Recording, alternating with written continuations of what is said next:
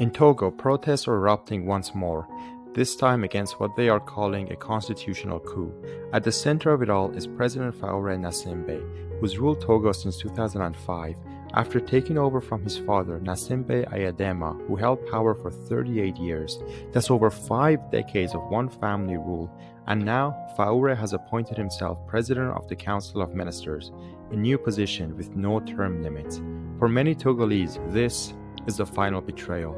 On June 26th, the streets of Lomé filled with demonstrators.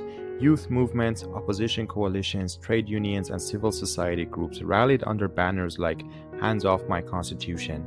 They're demanding democracy, economic equality, justice, and the end of dynastic rule. But the regime, backed up by France, struck back hard. Soldiers fired tear gas, beat protesters, and carried out nighttime raids. Over 80 people have been arrested.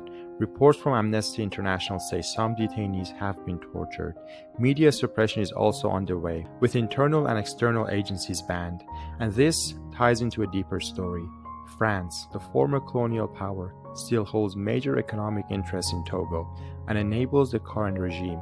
From fuel distributions by Total Energies to control of the port Lomé by the Bolloré Group, and millions in development funding through the French Development Agency, France holds a grip over the economy of the country. At the same time, IMF bank austerity measures like cuts to public services, rising fuel prices, and privatization have deepened economic hardship. Togo's economy is marked by severe inequality. Over half of the population live in poverty, youth unemployment is rampant, and inflation continues to erode wages. He should step aside and let someone else lead. You can't keep ruling us by force forever. Let someone else prove what they can do.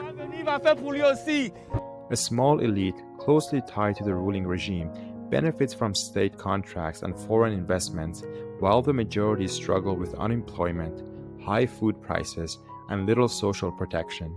This stark class divide lies at the heart of the growing protest movement. Yet resistance continues. This is not the first time Togolese youth have stood up in the recent memory. From the early 2010s to today, movements like Save Togo Collective have fought back against repression. Their message is clear. This is not just about politics, it's about survival, dignity, and the right to decide their future, and an end to the new colonial project in Togo. All we want is for Gnassingbé to step down. We'll keep protesting, even after 3 days, until he finally leaves power.